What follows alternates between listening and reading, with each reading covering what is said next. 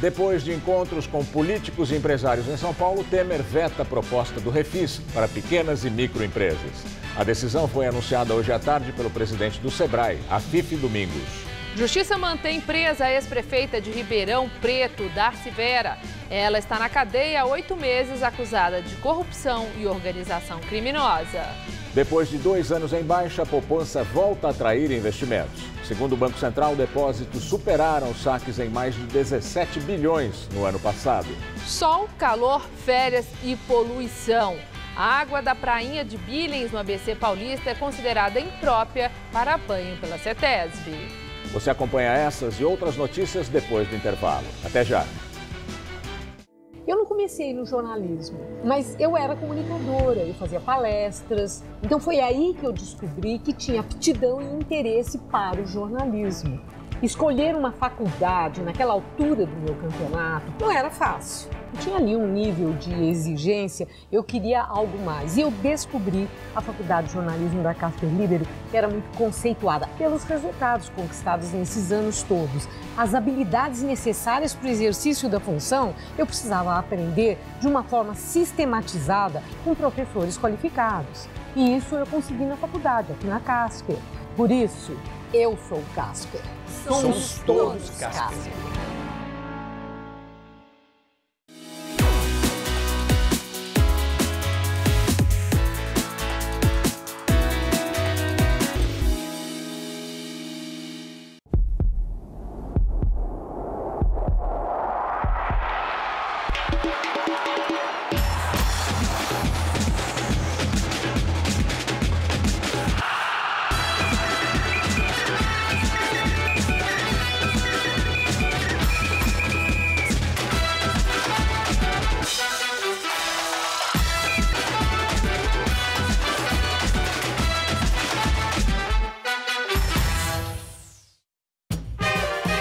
Todo Seu de hoje, Rony Fon desvenda os segredos da arqueologia bíblica. E tem ainda uma entrevista com B.J. Mitchell, líder do grupo norte-americano The Platters. E claro que eles vão cantar seus sucessos pra gente. Only you. É no Todo Seu, hoje, 10h30 da noite. Claro, pode vir que eu tô te esperando, né?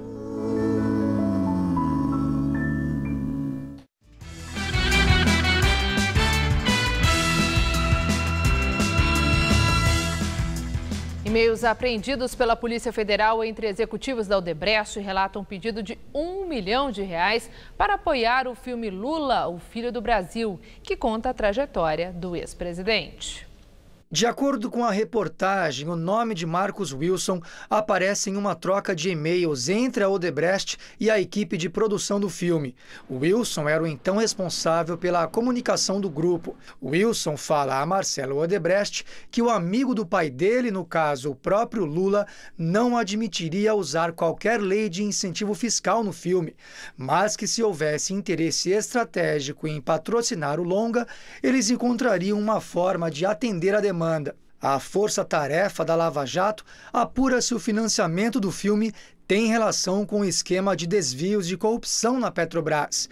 Em depoimento, Marcelo Odebrecht, que cumpre prisão domiciliar, disse que a doação para o filme, no valor de R$750 mil, fazia parte de uma espécie de conta corrente que o pai dele, Emílio Odebrecht, teria exclusivamente para tratar de pagamentos ao PT e a Lula. Lula, o Filho do Brasil, foi lançado em 2010 e conta a história do ex-presidente desde a infância no sertão de Pernambuco, passando pela chegada a São Paulo e o trabalho na indústria metalúrgica na região do ABC. O custo total foi de R$12 milhões. Em um dos e-mails, Marcelo Odebrecht conversa com Alexandrino Alencar, outro executivo do grupo.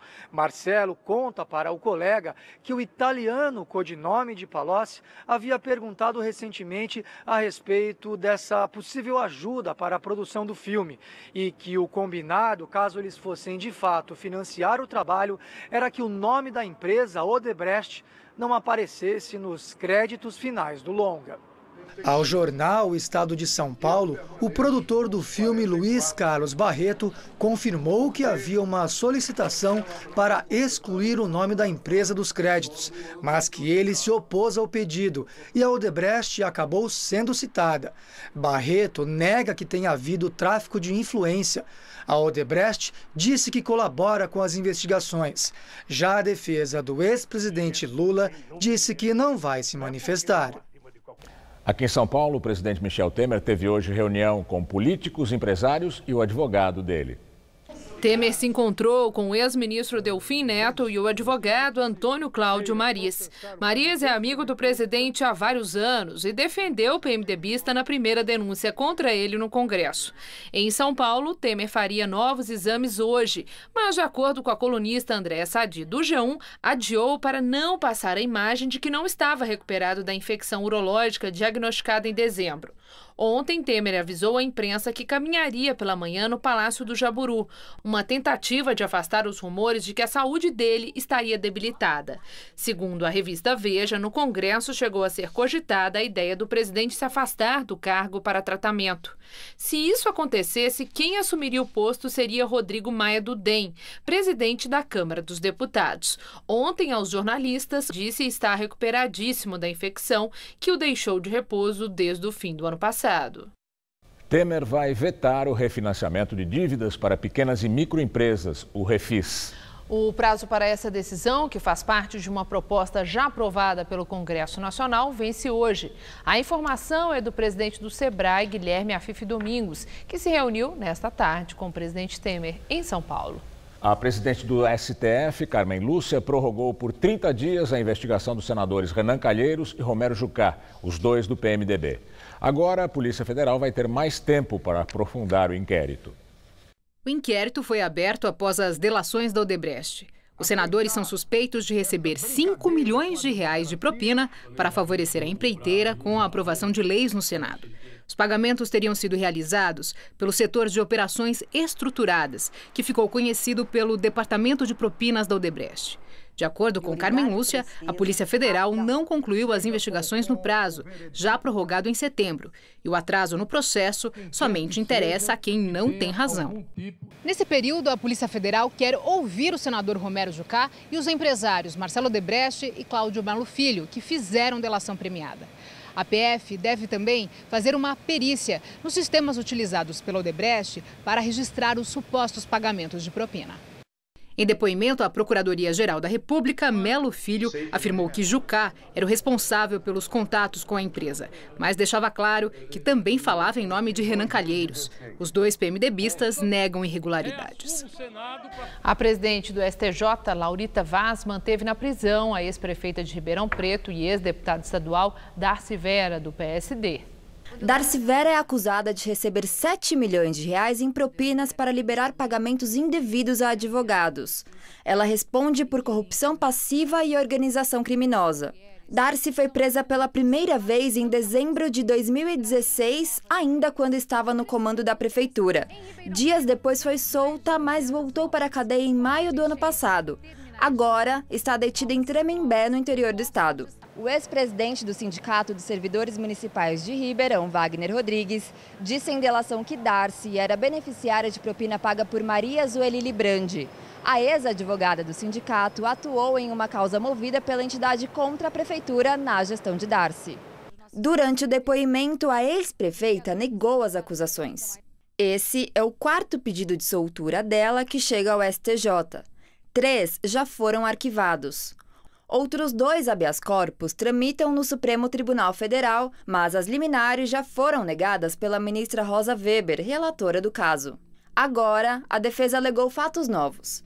No entanto, a presidente do STJ, ministra Laurita Vaz, não acatou os argumentos dos advogados.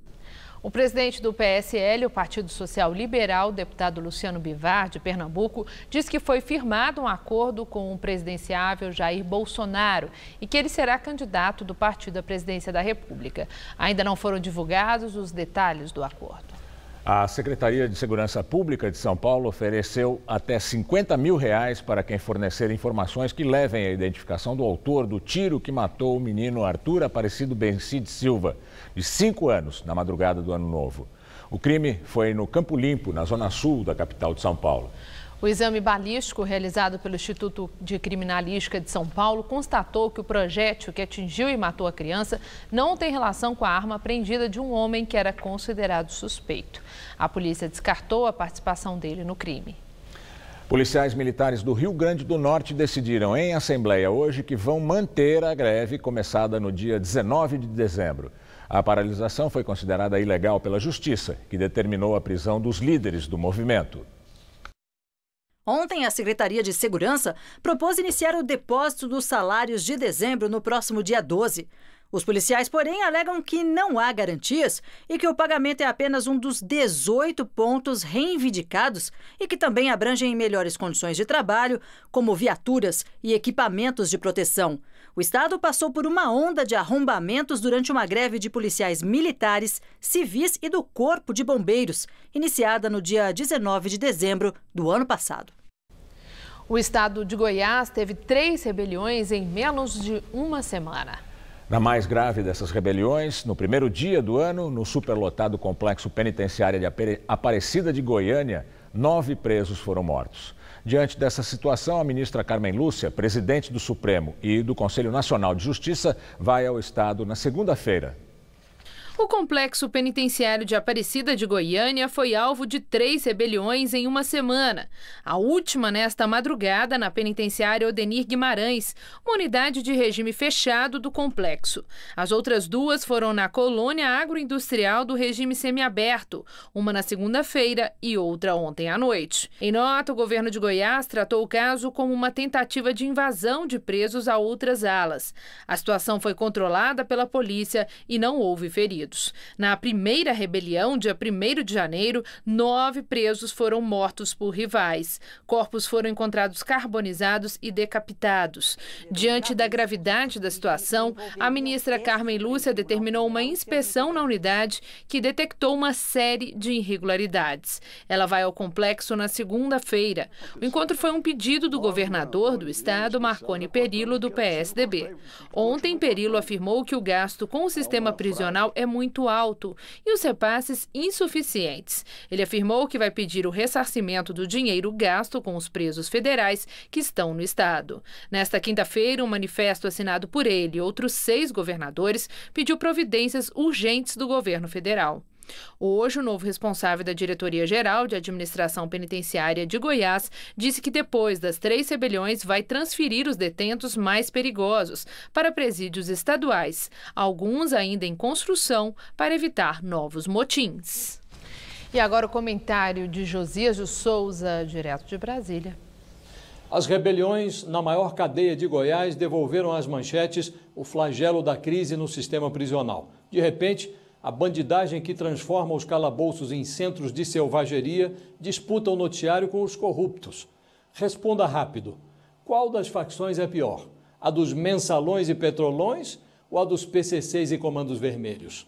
Os 2 tipos de criminosos são execráveis, mas os assaltantes de cofres públicos conseguem ser mais nocivos à ideia de civilização. O dinheiro roubado por corruptos é o que falta para que um Estado moralmente sustentável funcione decentemente, inclusive atrás das grades.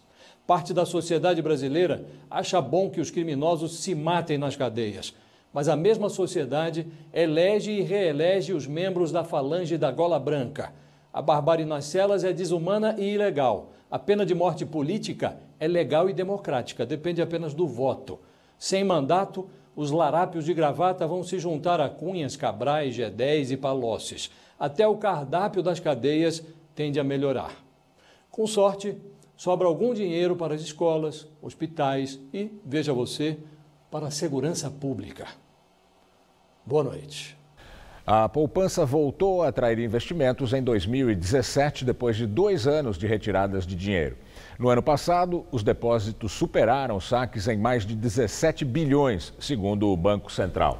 Já em 2016, houve a saída de recursos de mais de 40 bilhões e 700 milhões de reais. Mesmo assim, ano passado, os depósitos na caderneta de poupança foram maiores. Segundo economistas, entre os motivos estão o retorno do crescimento do Produto Interno Bruto e também a liberação dos saques das contas inativas do Fundo de Garantia, que injetou 44 bilhões de reais na economia em 2017.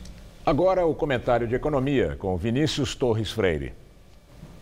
Então, o total de dinheiro guardado nas cadernetas de poupança voltou a aumentar no ano passado, em 2017. Como a gente viu, os depósitos cresceram 17 bilhões. É verdade que, se a gente descontar a inflação, que come o valor do dinheiro, esse aumento vai quase para zero. Ainda assim, o resultado foi melhor do que em 2015 e 2016, quando as cadernetas perderam, nesses 2 anos, mais de 100 bilhões de reais. E daí? E daí que quer dizer que o brasileiro, na média, está com um pouco mais de dinheiro no bolso, ou pelo menos gastou ainda menos e conseguiu guardar. Sim, na média isso é verdade. Não dá para dizer isso apenas olhando os números das cadernetas de poupança. Mas quando a gente observa depósitos em outros tipos de investimento, a gente vê que o bolo todo de aplicações cresceu. Isso é mais um sinal de que a crise de fato está acabando, pelo menos para a média do país. Tem gente muito arrebentada, óbvio, basta olhar as ruas. Há mais dinheiro aplicado também em fundos de investimento de varejo, que são esses fundos de investimento que os bancos oferecem para os clientes mais comuns, nós.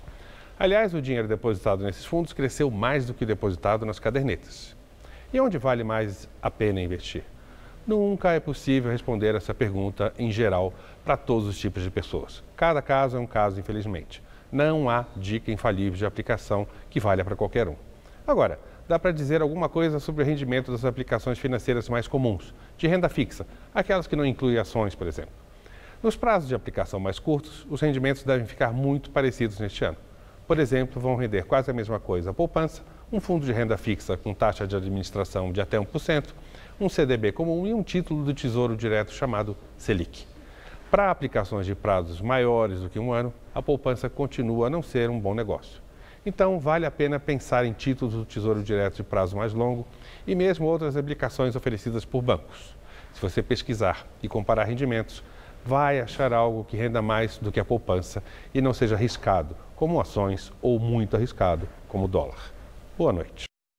A produção de veículos no Brasil fechou com alta de 25,2% em 2017. Esses dados foram divulgados hoje pela Anfávia, a Associação das Montadoras. No total, foram feitos mais de 2 milhões e 600 mil veículos, carros, caminhões e ônibus no ano, contra pouco mais de 2 milhões e 100 mil em 2016. O desempenho encerra 3 anos seguidos de queda na produção de veículos no país e a alta foi puxada pelas exportações, que marcaram recorde histórico neste ano. Teve fraude na São Silvestre. Pelo menos 12 corredores de Sorocaba, no interior de São Paulo, participaram da prova com o mesmo número. O caso já está sendo investigado. O kit, que foi clonado algumas vezes, custa cerca de R$ 170. Prejuízo para a organização e revolta dos participantes que pagaram para correr. Olha a foto deles aí, correndo, tranquilos, lado a lado e carregando o mesmo número de inscrição, 23023. A camiseta laranja também é a mesma, da assessoria esportiva Run-Up de Sorocaba, no interior. Ao menos 12 pessoas carregaram um número. E pensa que essa foi a primeira vez? Que nada! Integrantes da mesma assessoria esportiva aplicaram o golpe na corrida de 2015. Olha aí eles carregando, na época, o número 24873. Por meio dessas fotos agora, o Departamento Jurídico da São Silvestre irá tomar todas as medidas legais. Como, por exemplo, desclassificar os atletas e bani-los do cadastro da São Silvestre. Houve ainda quem se inscreveu como idoso só para pagar a metade e revender a numeração para quem não tem direito ao benefício. Esse caso também está sendo apurado. Foram fraudes como essas que motivaram a organização da corrida a endurecer ainda mais as regras em 2017. De acordo com o advogado da assessoria esportiva, ainda que a Run-Up não tenha organizado a fraude, ela se compromete em ressarcir os danos aos organizadores da prova. Todas essas fraudes serão analisadas e, se forem comprovadas realmente, quem for o responsável, essa pessoa será penalizada de acordo com a lei. A gente vai usar todos os artifícios da lei para que seja penalizada. Apesar do ocorrido, a 93ª São Silvestre teve um balanço positivo. Reuniu 30 mil corredores de 40 países. Nos dias de calor, aumenta a procura pelos banhos de mar, piscina e represa. Mas nem toda a água é própria para isso. A prainha do Riacho Grande, no ABC Paulista, muito procurada nesta época do ano, está poluída. A CETESB alerta que os níveis de contaminação trazem risco à população. Crianças de férias, calor, uma bela vista e o melhor, não tem que pagar para entrar. A prainha do Riacho Grande é sempre uma opção de lazer para o Cláudio e os filhos. Sempre que eu posso, eu venho. Elas pedem muito? Pedem bastante, principalmente ele, é o que mais gosta. A praia, na verdade, é de água doce e fica em São Bernardo do Campo, no ABC. Faz parte da represa Billings, que abastece a Grande São Paulo. Durante todo o verão, o local recebe milhares de pessoas diariamente. Hoje havia muito lixo espalhado por toda a areia e até dentro da água. São os comerciantes que fazem a limpeza. O turista vem e deixa a sujeira, a gente vai limpar, porque acho que o mínimo que a gente tem que fazer como cidadão, né? Como a gente tem comércio, usa aqui, a gente tem que colaborar também. Um outro problema para os banhistas é a qualidade da água da prainha, que está imprópria para o banho, segundo medição feita pela CETESB, a Companhia Ambiental do Estado de São Paulo. Essa condição está sinalizada aqui naquela bandeira vermelha. Mas é difícil a leitura, já que ela está toda enrolada. Foi o único aviso que encontramos hoje. A sinalização é de responsabilidade da Prefeitura de São Bernardo. Esta é a primeira vez de Letícia no local, que não sabia da situação. Tá limpa, sim. Já seu Valdemar não se arriscou no mergulho. Eu gosto de apreciar o visual, gosto de ver as pessoas, as crianças brincando, mas eu entrar nessa água não. Ultimamente, com essa invasão que nós tivemos aqui no redor da represa, tem dia que você percebe mesmo o cheiro muito forte de esgoto. A água da prainha está contaminada com bactérias que podem fazer mal à saúde, principalmente problemas como vômitos e diarreia. As crianças e os idosos são os mais vulneráveis. O gerente da Divisão de Águas e Solo da CETESB explica que as medições são feitas toda a semana no local e que durante todo o ano passado a praia ficou própria apenas 7 vezes. Normalmente a poluição é devido a esgoto doméstico. E nessa região da represa, existe lançamentos de sistemas de tratamento de esgoto. Por mais que o esgoto seja tratado, eventualmente sempre tem um residual. E esse residual acaba deixando essa praia imprópria. Em nota, a Sabesp disse que não despeja resíduos de tratamento de esgoto na prainha de Riacho Grande. A Prefeitura de São Bernardo informou que a limpeza na região é feita diariamente e que a manutenção das bandeiras que indicam que o local está impróprio para banho é de responsabilidade da CETESB. Para informações sobre a situação das praias das represas de São Paulo, acesse o site cetesb.sp.gov.br. E chegou o fim de semana e com ele instabilidades que vão se espalhar. São nuvens carregadas por todo o estado de São Paulo, incluindo a capital. Vamos ver os detalhes da meteorologia com Luciana Magalhães.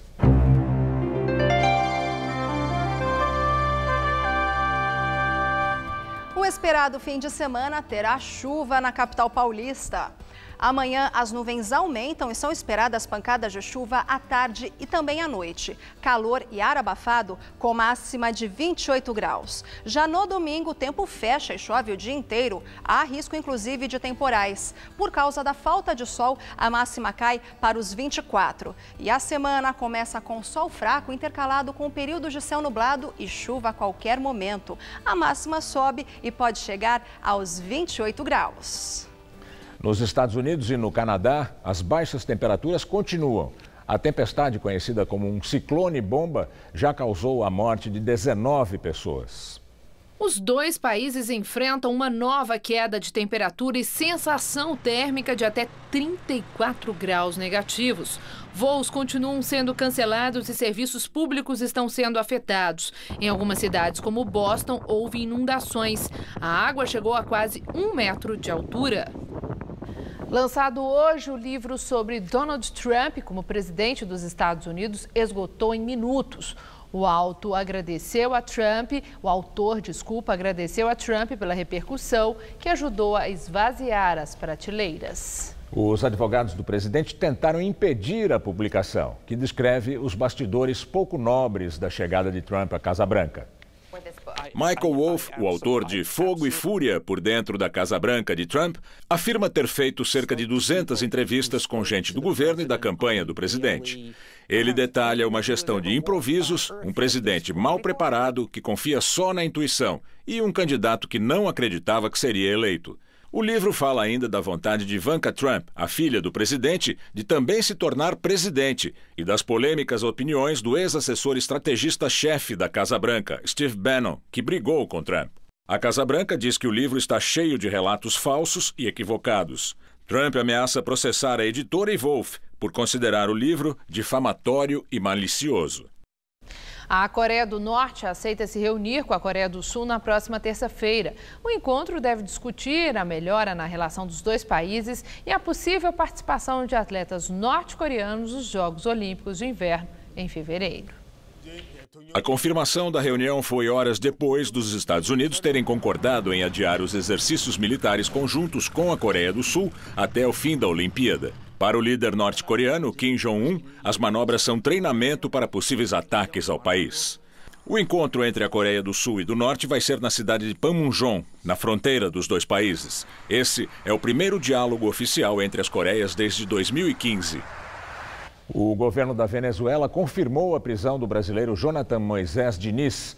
O governo de Nicolás Maduro ainda não comunicou oficialmente qual é a acusação contra ele. A família de Jonathan estava sem notícias dele desde 26 de dezembro.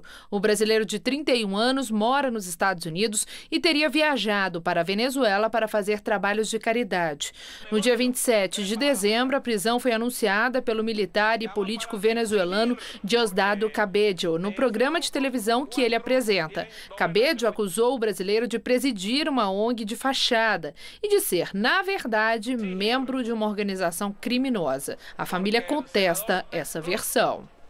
O Conselho de Segurança da ONU se reuniu agora à noite para discutir sobre protestos no Irã. O encontro foi convocado a pedido dos Estados Unidos na última terça. De acordo com a ONG Anistia Internacional, mais de 1.000 pessoas foram presas em uma semana de protestos contra o regime do Irã e outras 22 morreram. Apesar das intensas manifestações contra o Ayatollah Ali Khamenei e o presidente Hassan Rouhani, há 3 dias o país também registra grandes atos a favor da República Islâmica. No Peru, o ex-presidente Alberto Fujimori deixou a clínica em que esteve internado durante 12 dias por problemas cardíacos. Antes do Natal, ele recebeu um discutível indulto humanitário do atual presidente Pedro Pablo Kuczynski. Fujimori, de 79 anos, saiu do hospital em cadeira de rodas, acompanhado do filho mais novo, o deputado Kenki Fujimori. O ex-presidente tinha sido transferido da prisão para a clínica no dia 23 de dezembro, com problemas cardíacos. Fujimori foi condenado a 25 anos de prisão em 2009 pelos assassinatos de 25 pessoas, ordenados por ele ao grupo militar secreto Colina, além dos sequestros de um jornalista e um empresário, na mesma época. A concessão do indulto a Fujimori gerou protestos. Parentes das vítimas e centenas de pessoas ocuparam as ruas de Lima, pedindo justiça. Nos bastidores, o indulto humanitário para Fujimori foi visto como uma moeda de troca para que os filhos dele e outros 9 congressistas da oposição se abstivessem no fim do ano da votação do impeachment do presidente Pedro Kuczynski, acusado de receber propina da Odebrecht. E nós ficamos por aqui. A edição de hoje pode ser vista no site do Jornal da Gazeta. Boa noite, ótimo fim de semana. Bom fim de semana. Fique agora com Rony Fon no Todo Seu.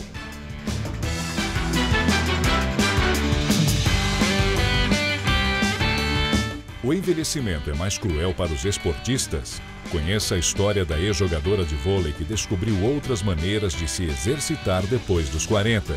Neste domingo, 11h30 da noite, no Edição Extra.